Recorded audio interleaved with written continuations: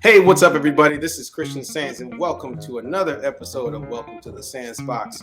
Today's episode, we are talking about the relation between music and acting, and who better than to have this conversation with this incredible actor.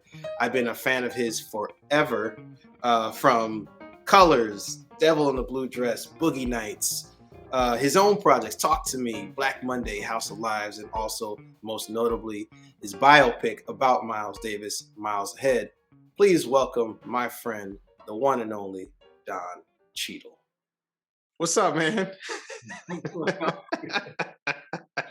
gonna have to do a behind the scenes of this interview. I know. We really are. Man. So let's start here. First of all, thank you for taking the time out of your crazy busy schedule. I know you in so many different things. So thank you for doing this, man. Of course. Yeah. But let's talk about, let's dive right in with how we met. For me, it was a wild night. You know, my first maybe second time in LA, and I was there performing at Catalina's with Christian McBride and Ulysses On. I think it was like 2013. And as a pianist, all these ridiculous pianists came out: Jeff Keezer, Billy Childs, George Duke. Ugh. Yeah, you know, and the piano for me, like the piano was untuned and all that, and so it wasn't fantastic for me, you know. And then the second set, I think that's when you showed up. You, Les McCann, Craig Robinson, rest in peace, John Witherspoon. Rest in peace, John Witherspoon. Amazing. What led you to Catalina's? Were you a regular? Did you just know about the music, or you know? I was a semi-regular. I'd been going to Catalina for many years when it was its old stuff before they opened it up and and moved locations and everything. So I'd been going for a long time and seen a lot of amazing acts there forever. You know, Stanley Clarke, Roy Hargrove. Yeah. It just goes on and on and on. But that night I came because Christian McBride hit me up and said, "Hey, I'm in LA. Come over. We're going to be at Catalina's. Come check me out, the trio." And I just dropped in, me and Bridget, my wife, and one of my good friends, and it was a great show. And I think that's when we came up with "Man Baby." Was that not? That was it. That was the night. That was the night. Okay, so you have to explain what "Man Baby" is, because I know what it is. You know? Yeah, you know what it is. I mean, when we saw you, I think after the show we were discussing it, and I don't know how your age came up. And you were like, "No, I'm an actual man." I was like, "Yeah, but you look like a baby." So it's like, Man Baby. So that's my name. It's Man Baby. Yeah. And then after the break, we started yelling it out. Right. Solos. Right. No, tell you, man, that was one of the highlights of my career, was soloing and then somebody yelling out "Man Baby," and it happened to be you and your wife. So I appreciate the encouragement there. Yes. You know. And ever since then, we've been cool. We've been in touch, you know. So the music is a deep part of who you are. You know, you have a very deep connection with it because you grew up playing music. You grew up playing saxophone.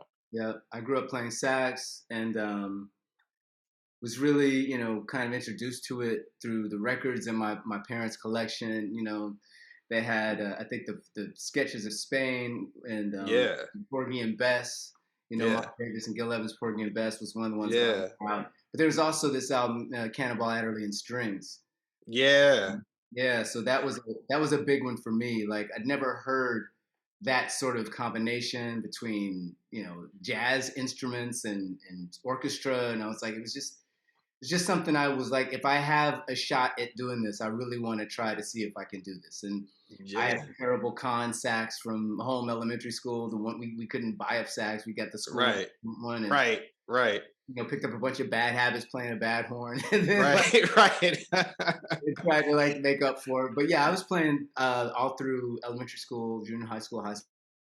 Now, were you one of those high school kids that always had the sax strap always around your neck, and always just had a little, the little Read. read, Always had like to. all the time, just in class, just doing that. Oh, it's me. You had to act the part. Like if you look at my Yeah. high school yearbook photo, I think I'm wearing my gig Oh, badge that's hilarious. in the yearbook. I'm like, really, dude? Yeah. I'm in front of a Like piano. Like that's the frame behind. I'm like, yeah, yeah, you got that, it's little Vaseline. Yeah, absolutely the sax lean. That's it. That's also because it was just heavy. So yeah. yeah, Osteoporosis yeah. is setting in. Right. Settled in. Yeah. So man, so did you, because I know you grew up in different places, Kansas City, Lincoln, Nebraska, and then eventually, you're from high school, was it, or sixth grade? You said sixth grade Yeah. to high school, Sixth grade Denver, high school. Colorado. Yeah. So you went to some of those classic Denver jazz clubs. Oh yeah, El Yeah. Chapultepec, man. Yes.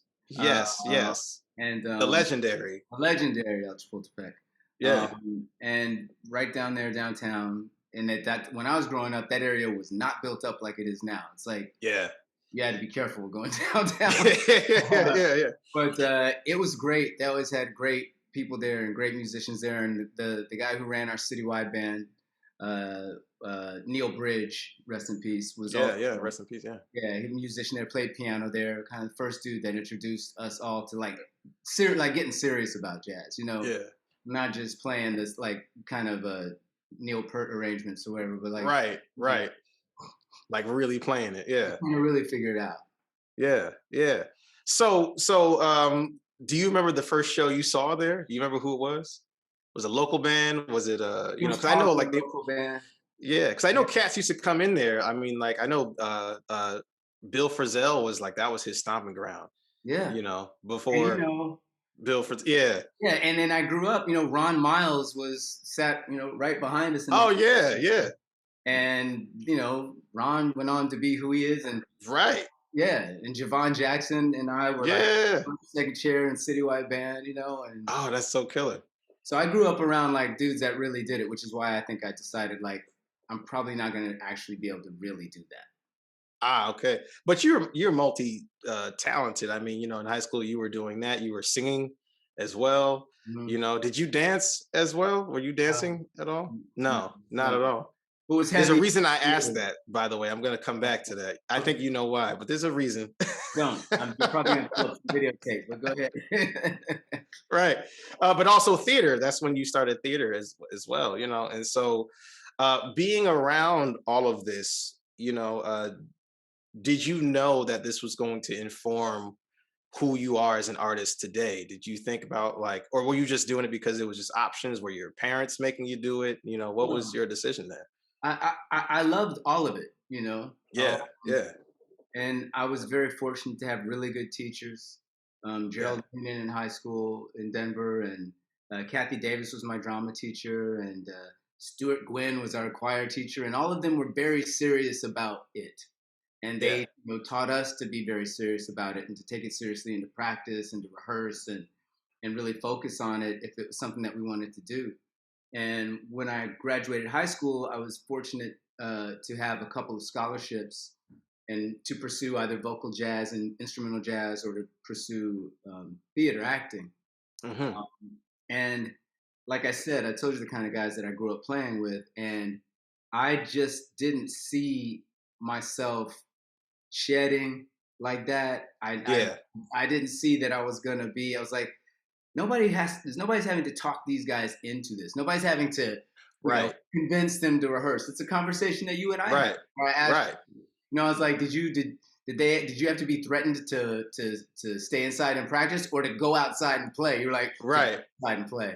Like, right, telling me go outside and play. I'm like, yeah, that wasn't my makeup. I loved it. I had an amazing ear. I knew I could hear anything, and I would right, hear something and be able to play it kind of and arrange it. And musicians would be like, how did you hear that? It's like, I don't know right. if I can hear it. But when it came to scales and theory and really, Yeah, and like the discipline of it. Yeah, yeah, and really trying to figure it out, it was kind of like how math was in my head. It kind of clouded over, and yeah, I think I felt kind of intimidated by it, to be honest. I was like, wow, big. Dorian scales, mix a Right.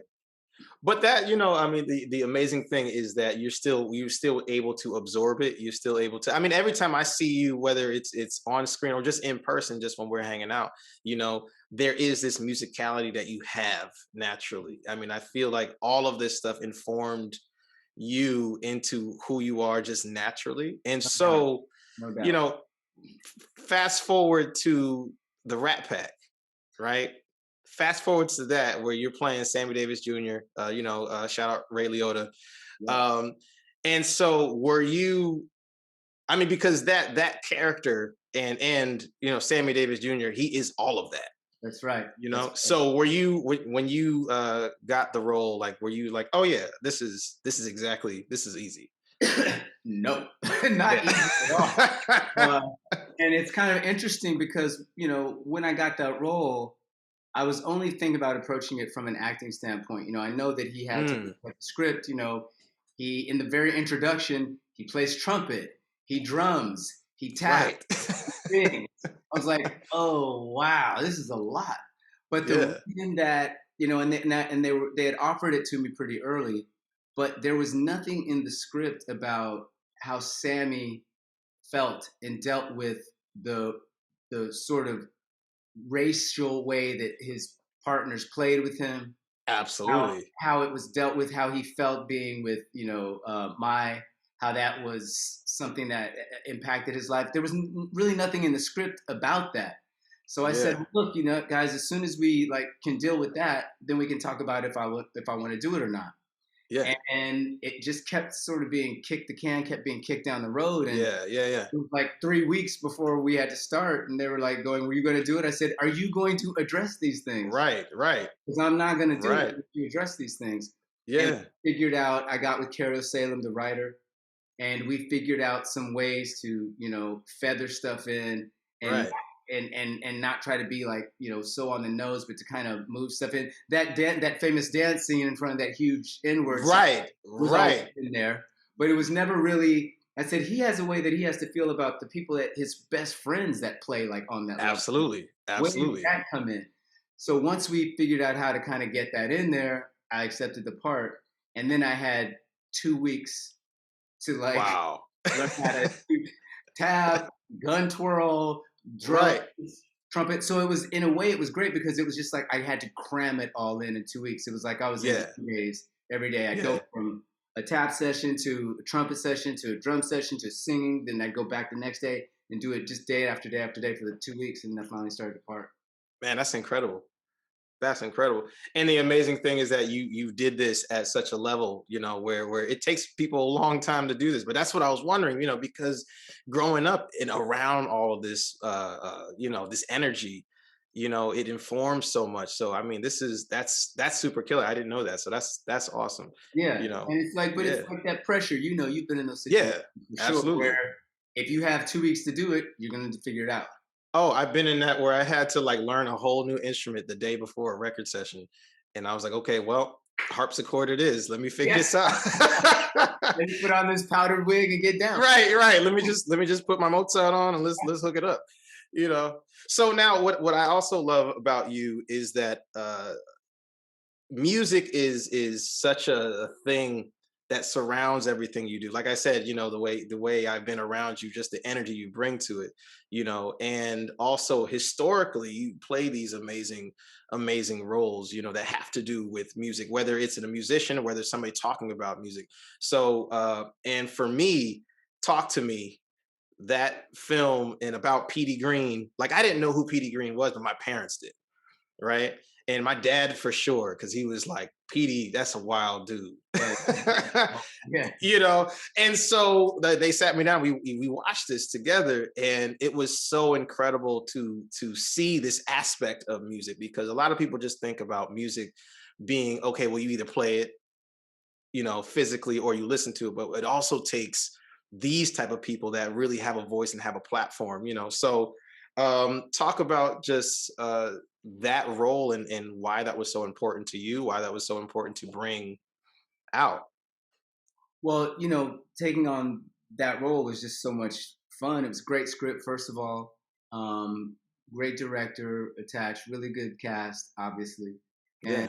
um, to take a character and get to have the opportunity to play a character who is just so untethered Yeah.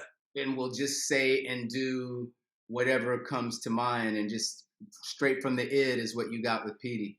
And I Right. think that was amazing. He was such an innovator, and he was like put Howard Stern on. He like Right. Right. kind of started that whole shock jock idea. Yeah. And would and anybody watch this, go look on the clip of like Petey Green shows you how to eat watermelon. It's like, Oh, first of all, that is an oh, inside joke between me and Christian McBride. So oh we talk yeah, about this all the time. Absolutely. Like every other day, we're just like, sit back, y'all. yeah, You know? yeah. It That's is. it. It's amazing, and yeah, music was a huge part of his life, Yeah. obviously, and what he Yeah. as a tool, and what he used as another form of expression, and to get to all these different things that he wanted to get to. So that was just that was a great experience. I love that movie. I love doing Yeah. it, and I think it's a really good one too. Yeah. So now do you think that this informed coming up next to Miles Ahead, with Miles Davis, because that's another individual who was very much himself and very innovative. And when you did this movie, I saw a connection, but I'm wondering if you purposely did that, if there was a, No, or that was just because, it just happened that way. that's interesting. I mean, obviously, I think we are an amalgamation of all of it, right? Absolutely. Absolutely. So it's all, if you're staying open and the channels are open, everything's Yeah. influencing everything, and everything's building up and working toward whatever it is that you're doing. So it was Yeah. in there somewhere, but it wasn't like in my forebrain. It wasn't Yeah. a thought. It wasn't my thought process. It was something that had been cooking for Yeah. 10 years, and Yeah. just came to fruition when it did. Yeah, yeah, yeah.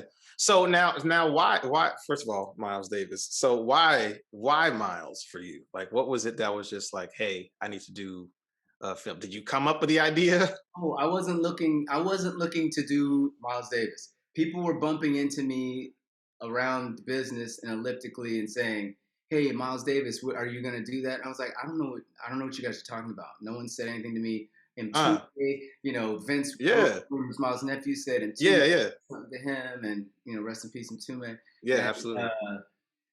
there was just all of this like noise. The writers that were initially on the project were working on something else. They Yeah, were doing something.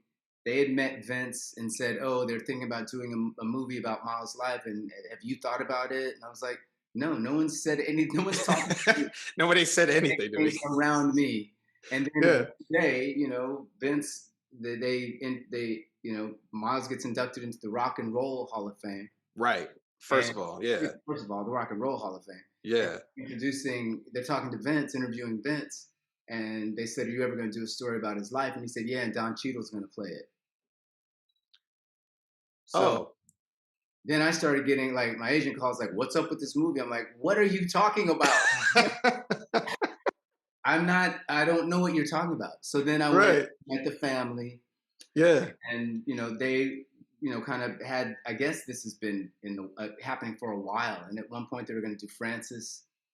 Yeah, yeah, So they said, these are the scripts, these are the ideas that we're talking about doing. yeah, And to me, they were fine, but they kind of felt like very kind of biopic standard yeah. things, cradle to grave kinds of like Right, right, name drops of the greatest hits of Miles Davis, trying to right. things around that, or all of the women in his life.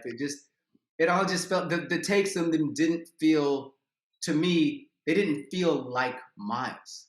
They felt Yeah, like they were yeah, about Miles, but the takes didn't yeah, feel like Miles. And I said, well, if I'm gonna do this, then I want it to yeah, feel like Miles.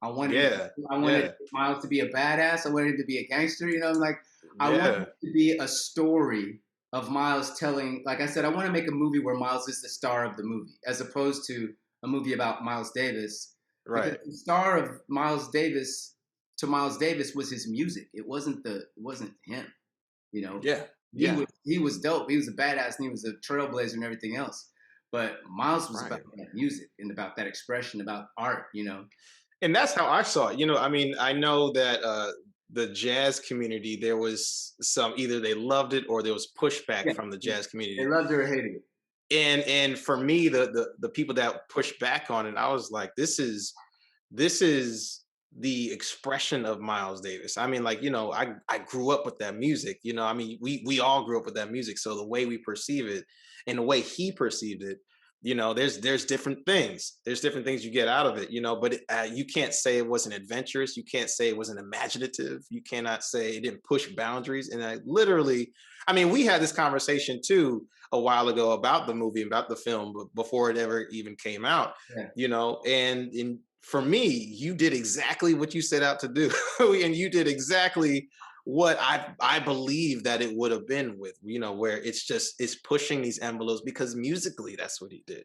That's what I tried. That was my assignment to me, and I'm like, Yeah, and I know that not everybody did it. I was talking to Herbie about it, and yeah, I was saying, yeah, this is the kind of reaction. I know some people are going to be like this about it, and some people are having this really strong reaction. He goes, "That's great." He's like, right. he's like, it's great when they love it or hate it. Like First of, I don't want it to be like some middle thing. He's like, right. First of yeah. all, I love Herbie. I just love him so I mean, much. how He's can you just the not love greatest. Herbie? Right. Yeah. Absolutely. Shout out to Herbie. Yeah. So as someone who you can freely walk between artistic vehicles and genres and all that, do you have a perspective of jazz? Like what is your perspective of the music? From someone that can kind of come and go through all of it, as opposed to someone who is like, I'm a jazz musician, this is what, or I'm a jazz police and this is what it is, this is what it's supposed to be, There you for go. yourself, what is your perspective of Well, it's so individual, right? it? Yeah, Me, it's so individual. And look, I'll get in the car and sometimes I'm getting driven somewhere and he'll go, "What do you want to listen to?" In jazz, and he'll turn it on. I'm like, no, no, no. I said jazz. I don't know what you just said. right, Off right now. So right, I understand people's reaction to it. I have strong reaction to it as well. What I think yeah, musical, what I think is not cookie cutter and not like just something for elevator music. But yeah, and look, talking about Miles, there was periods of Miles music where I was like, I can't listen to that. And yeah, what was the most amazing thing about doing this movie and talking to people were meeting people who didn't know anything about jazz, anything about Miles before his electric period. yeah. Other That's a people, thing. yep. Other people Yeah, who completely were done with Miles once he started electric. They're right, not listening. That's right, over there. And then right, other people who didn't pick up Miles until he was doing like Cyndi Lauper and Michael Jackson. right, You know, right, yeah. they're like, "Oh, I love Miles. He's the PYT dude." I'm like, And you're "What?" like, oh no, wait. I mean, yeah, but Yeah. And Miles was kind of like, "Yeah, I'm all of it. I'm yeah, all of it." And I know that the boxes you need, but I don't need the boxes. I'm trying to do whatever yeah, makes me feel like I want to do something that next day. absolutely. So I think jazz is like that. I think if people are serious about the music and understand the music, because I think when I don't like it is when we feel like these people don't really know what they're doing. It's not about, Yeah, you know what I mean? It's less yeah, sometimes about the style of what they're playing. It's that right, you don't know what a minor chord is. You don't actually know what a right. 2-1 is. It's like you don't actually know what you're doing. That's when I feel that some kind of way about it, but not about the Yeah, expression of it. Because I have a yeah, very eclectic taste. I can listen to absolutely. speed metal and blues and old traditional blues and jazz. I go all over the map. Right. And I think that's what it should be, it's just whatever resonates with you, like I don't have to know the ins and outs of how to do it to know that I appreciate what it is. My mother always said, good music is good music. It doesn't matter what kind of music it is, as long as it's good and it's Basically, going to stand the test of time, no matter what it is. that's right. You But know. jazz to me, because of because improvisational jazz anyway, Yeah, because of just the nature of it, is to me the highest form of music. yeah, yeah, I think it's the highest form of music. I think it's absolutely. the most challenging. I think it requires the most attention and Hmm. present. Hmm. You have to be super present to play the music Hmm. and Hmm. open. And Yeah, no one's leading, no one's following. Everybody's leading, everybody's following. Right. There's just something about that when you hear great musicians do it on such a high level that for me nothing comes close to it. Yeah, absolutely. I couldn't agree more. Um, Before we wrap up, I just have a question about young jazz musicians, right? Because you're always on the ground listening to different cats. Do you have anybody you're listening to right now, like some young cats? Yeah, a dude that I started to just kind of picked up and saw some clip of him on Instagram, like a Tiny Desk concert or something that they did Yeah, at somebody's house. Simon Moliere, a vibraphone, yeah, yeah, and yeah, yeah. yeah, and I sent the clip to Herbie just without any name on it. It was just his hands just playing, and he was playing over changes fast. And I was Yeah. like, Herbie, what do you think about this? He was like, oh man, that's killing. He goes, who is that? I was like, this guy Simon Moliere. Have you heard of him? He goes, oh yeah, I taught him at the Monk Institute. Ah, dig Yeah. that. He goes, no, that's a special cat. That dude's different. I was like, yeah, that dude's different. He's Yeah, his timing, his expression, his feel. He's absolutely. got some, but there's a lot of the young cats that are just dope. I mean, I don't even know like what young is anymore. Is Thundercat young? Are you young? Is Kamasi young? Right. Who knows? You Rob? know. Oh, you got Right. Yeah. Well, man, thank you. First of all, thank you very much for taking the time out. I appreciate it. This has been awesome. We have to definitely do a part 2 of this, because there's more questions I want to ask you, and I know you have to run. no. I But too. I got some questions. and you got some questions for me. Yeah, and we got to hang out anyway. But thank you so much for being a guest on the show, for hanging out in the Sands box, getting sandy with me. Yes. Glad to do it. Glad to be here. The baby grand sitting over here ready for you to come back. Hey, I'm ready. I'm ready. Yes. All right, brother. Well, thank you so much, and I'll catch you soon. All right. Appreciate you, Christian. All right, man.